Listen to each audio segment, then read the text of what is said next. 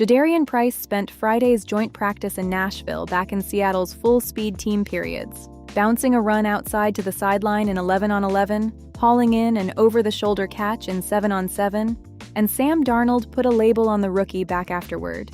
He's a really special player, per the team's website.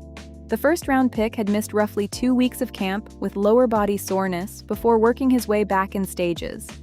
Monday brought his first full-speed practice in 11 days, lining up regularly with the first-team offense in helmets and shoulder pads with no contact drills, per Bob Condotta at the Seattle Times, and Mike McDonald kept it procedural.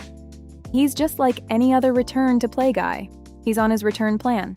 It's good to see him out there, per Cameron Van Til at Seattle Sports.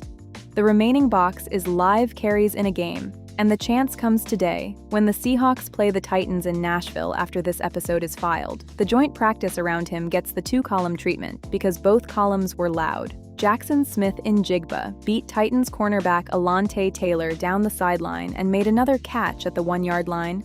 Elijah Arroyo scored in red zone work, and Rashid Shaheed popped up from a big hit over the middle from that same Taylor.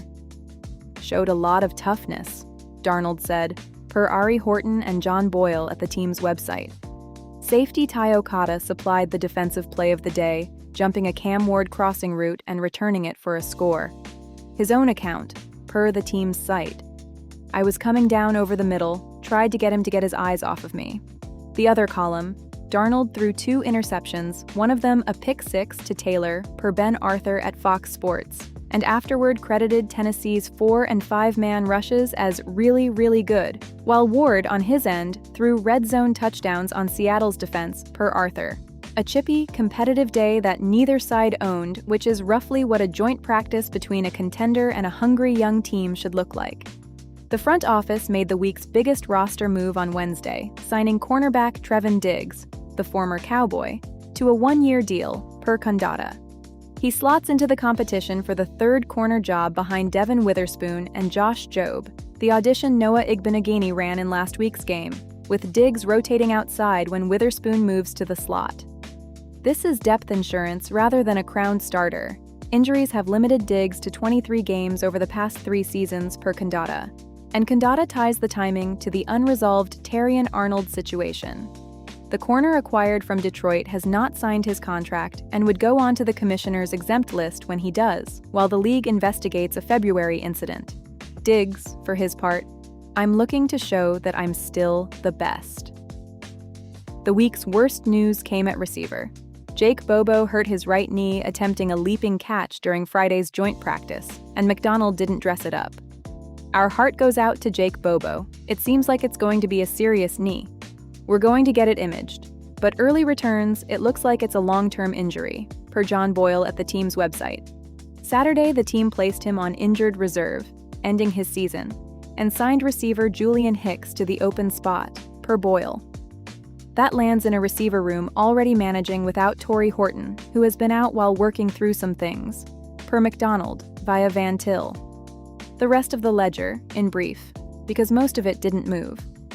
Zach Charbonnet was still on the physically unable to perform list as of Monday, per Condotta, and Nick Emanwari, who passed a physical August 11th, remains on it too, per Van Til. Both now sit a week from the August 30 cut-down, when staying on the list means missing at least the first 4 games. Behind Price, Emmanuel Wilson is still out with the leg injury from August 11th, Jacardia Wright returned Monday after 2 weeks away, and the team signed rookie back Anthony Hankerson, per Condotta. Edge rusher Derek Hall has been sidelined since August 11th with an injury McDonald says shouldn't be long-term. Rookie corner Julian Neal got into pads Monday, but not team drills, per Van Til, and cornerback Shamar Jean-Charles went to injured reserve. Back in July, we previewed the defending champions as the strangest sentence in football, a 14-win Super Bowl winner priced behind the team it beat in January, with the case resting on Darnold's repeatable core and a defense that kept both of its architects and the backfield flagged as the one soft spot. We've been checking that preview against camp every week, and this week mostly filled in the flagged spot. Price is back to full-speed teamwork on schedule, while the Pillars themselves got their first outside test in Nashville and came away with a split. Darnold's 2 interceptions against Smith and Jigba's wins, Okada's pick 6 against Ward's red zone scores. Nothing in that moves the July red either way.